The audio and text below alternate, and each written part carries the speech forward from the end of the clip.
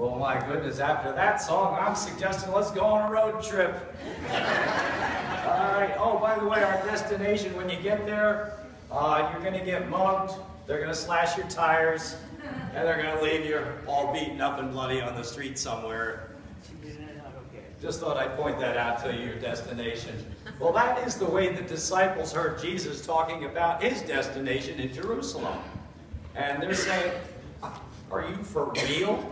You want to go on a road trip and you want to go to Jerusalem where people are going to beat you up and they are going to mentally torture you and they're going to physically beat you up and then they're going to kill you.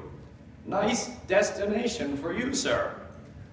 And they were still in learning mode, and if you don't get that, you really miss the whole dynamic of not just today, but last week's also, when Peter was able to confess Jesus as the Son of the living God, the Christ. But he wasn't exactly sure what he meant by that, and but he was still in learning mode, as we all of us are through our lives. We're constantly finding new ways to be thinking about Jesus in relation to our faith. We're constantly learning more about our own lives and how we handle different situations, our tolerances and our last nerves, so to speak, when that gets pushed, and all of that kind of thing. And they had been with Jesus for about 2 years. And you got to understand, these 12 disciples, they were all working guys, all right? All of them. They're pulled away from their jobs. So they're living with a little bit of guilt for the last 2 years because they left their families and small businesses. Other people at home picked up the ball and kept things going.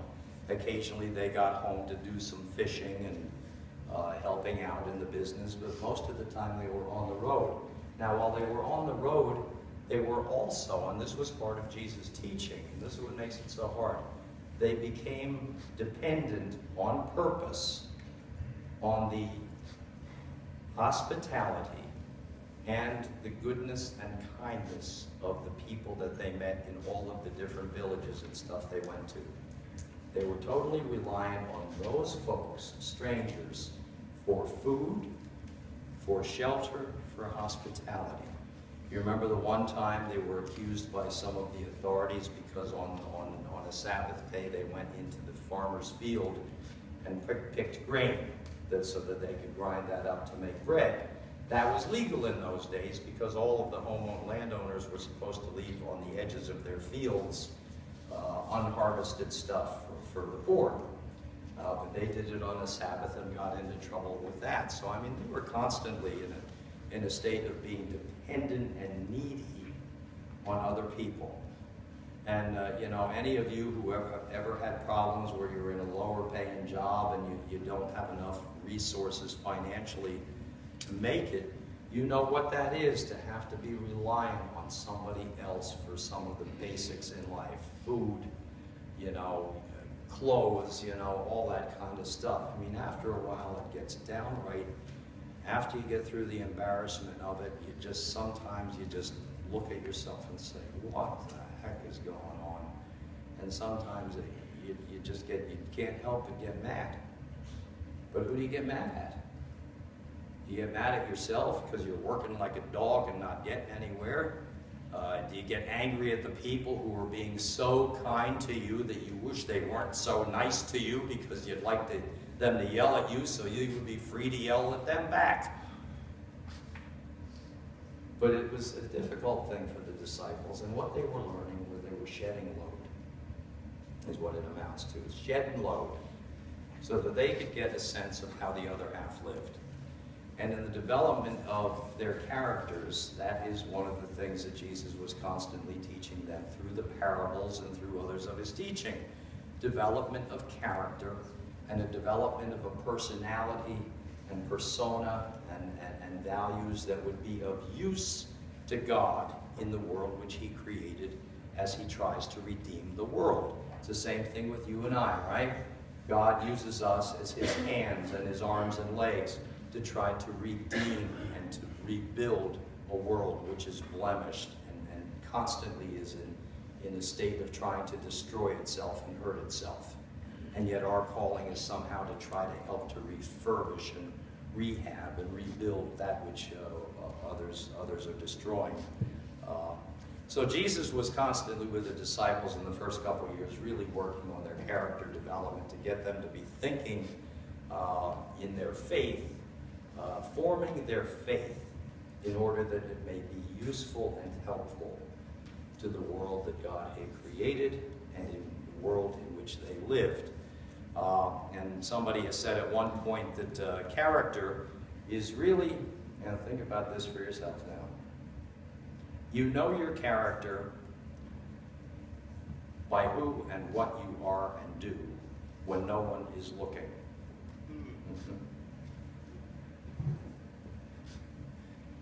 You know, I've been thinking about that, and not too hard though, because my head hurt. But that's part of a working definition of character. It's interesting in the book that Doug has, the church council, and myself reading on leaders who last. There's one section in there where he talks about two sociologists, Kraft does, who interviewed 1,500 around the country, took their time doing it, 1,500 managers at all different levels of management, and asked an open-ended question: what values do you admire and look for in your superiors? And they got 225 different specific values, words, to describe what they thought was helpful in management. But as they began to hone it down and to sharpen it up and all that, they found out that the number one character quality, which mattered more than anything else in managers above them, was the word integrity. And they defined integrity as being truthful, trustworthy, and having convictions that mattered. And that is the kind of thing that Jesus is doing and working with the disciples in the first 2 years and now on that journey to Jerusalem. Developing of character. And you know, you never forget, you know, you all have been complimented in your life by other people. And you all have, if you're in public in any kind of way, even if it's helping with Little League or helping in women's clubs or men's groups or whatever it may be, that's organizations. Your reputation is what others think of you. Your character is really what you are. And there is a difference. And you never want to be deluded by the reputation that others assign to you. And Jesus is really he's just knocking the pins out from the disciples every day because they're learning how to live from the underside of life on a daily basis. And now they're going to be heading to Jerusalem slowly over the next 8 or 9 months to go into the locus of power, prestige, money, economic clout, and see how that works and how people are in that milieu. And of course you know the story and realize that it's a very different way of thinking. Betty Meadows, who was the general presbyter of Presbyterian Church in the mid-Kentucky Presbytery, that would be the equivalent of the bishop, our bishop, Zeiser here in Northeastern Pennsylvania Synod, decided that she really needed to get a better handle on how people live their lives and whether Christ really is present and in what fashion in daily living. So what she did was to take a 3-month sabbatical, and she went to work at the Waffle House as a hostess. Yeah, I know I don't think there's any Waffle Houses around here. The closest one I know of, because I go there as often as I can when we're in Lancaster, there's a Waffle House in Lancaster. And they're just little block buildings, you know, with big windows, and they're not big or anything like that. So anyhow, Betty Meadows, the bishop, went to work incognito for 3 months at the Waffle House. And she got hired as a hostess because her waitressing skills were so paltry and feeble that they were afraid to let her do that. but she had a personality, so they hired her as a hostess. And what she reported in her diary was very interesting. At one point, a van broke down in the parking lot of the Waffle House on the 4th of July, and of course they were open, and the van had a family from Alabama in it, and the garages, of course, were closed, and no mechanics were available. So a waitress from Waffle House called her boyfriend, who came over with all of the tools that he had available to him, and he was there in about 15 minutes, and he fixed their van for them for the price of a cup of coffee. Now, here's your question, and you pay attention to the question. Who is Christ in there? The waitress. There you go. You got more than one. The waitress and the boyfriend. Yeah. The risen Christ is present in daily living by means of the movement of the Holy Spirit, which calls you to help and to love your neighbor. Another time, a lawyer, she didn't know it at the time, a guy had been coming in every day to the Waffle House, both before and after her, dressed up in a three-piece suit, smoking a cigar, which I guess is okay in the Waffle House. And he would be there every day for a couple of hours, and people would just come over to him, and it turned out that he was an attorney. And he would do whatever he could in terms of people's legal needs in that period of time. And he was there every single day with his stogie, according to the bishop, offering free advice and help. And she writes, day after day, this lawyer sat at a table smoking his cigar, meeting client after client, turning down no one. The risen Christ is the lawyer. And then another time, a woman hobbled into the restaurant with a cast on one leg, and she showed some signs of some other medical problems. And the police had just arrested her boyfriend for drunk driving and had impounded his truck. And she was just basically gotten out of the truck and left there on the side of the road. And so she hobbled into the Waffle House because she had nowhere else to go. And the restaurant was busy, and none of the staff could give her a ride to get anywhere. So she called her landlord, who lived an hour and a half away. And the landlord dropped everything, apparently, and drove right over to the Waffle House an hour and a half away. And when the landlord arrived, Betty, the bishop, incognito, asked him, how kind of you to drive so far from one of your tenants for this woman? And the guy looked at her puzzled and then said, well, why wouldn't I?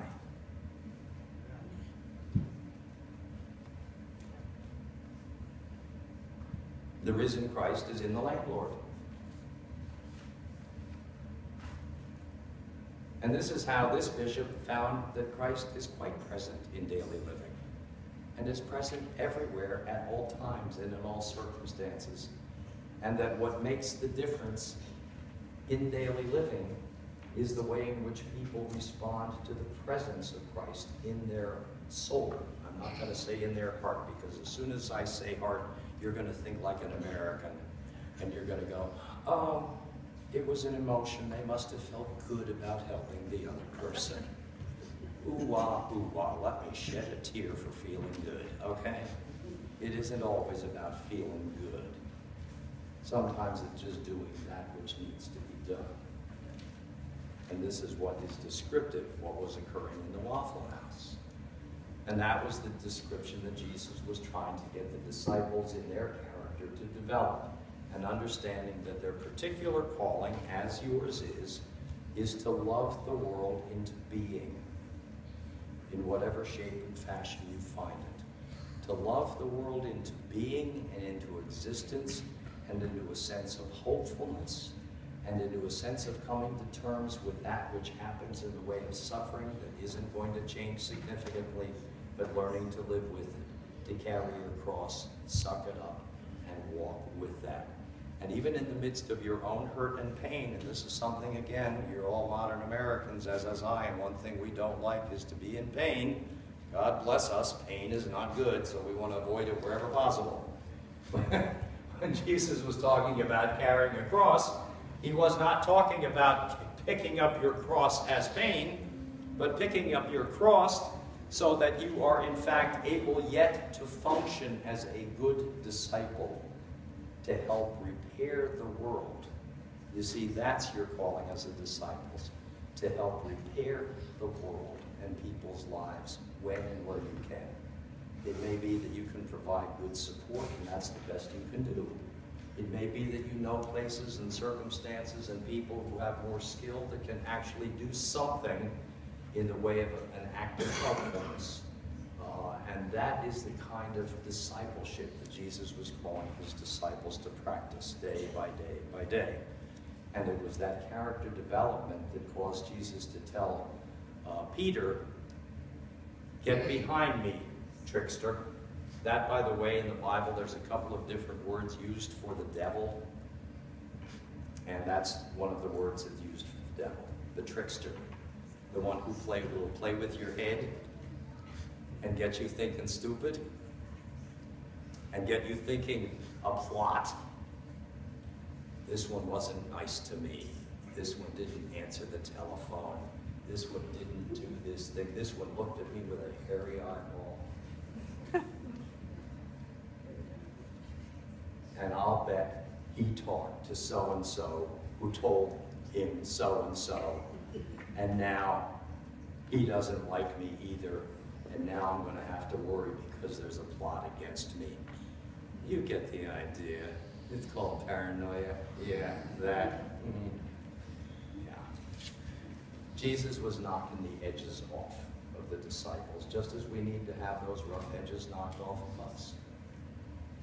That's why he told Peter, "Satan, back off, because you're playing with your own head, and Satan's playing with your head, and he's in there knocking around, making everything all stupid for you. Thank you very much." Sometimes you have to suck it up, pick up your cross, and do the right things, regardless of what it will cost. And it's different because when Jesus was tempted in the wilderness, what did he say to Satan? He told Satan to go away, to just go away. He didn't tell Peter to go away. He just told Peter to take a step back, because I don't want to look at your face right now. I guess most of you have said that to either your children or friends or something. Get out of my face. I don't want to see that face for a couple hours. Get in your bedroom and just stay there, because I can't stand to look at you right now. Oh, I know. Don't get guilty about it, please. Jesus did that with Peter. Get out of my face. You don't get it right now. And as a result, Peter continued his character development. And that is the call, and that is the gift that you and I have been given. The gift to develop and continue to mature in our characters so that we can be Christ-like, both in our thinking and in our practicing of the faith. It is, for Matthew, always a practice. That is the faith, always a practice. It is never just something you keep in your heart or in your mind. It is always a practice that you are working with. And that's because your character has been developed in the faith. John Powell, who's a Jesuit, wrote a book called "Why Am I Afraid to Tell You Who I Am?" That's the name of the book. And he has an interesting perspective. He writes this: "I'm afraid to tell you who I am, because if I tell you who I am, you may not like who I am. And that's all I've got." And that's all I've got. So rather than take any chance at all, we stay hidden. And you see what Jesus was doing with the disciples, which is a smart thing for us to do in church, is to get ourselves into situations and circumstances where we have to reveal our character, where we have to reveal ourselves so that we can see who we are, others can see who we are, and we continue to develop our character building and our faith formation. That's the gift we've been given and the opportunity we've been given because of our participation in the faith in a church.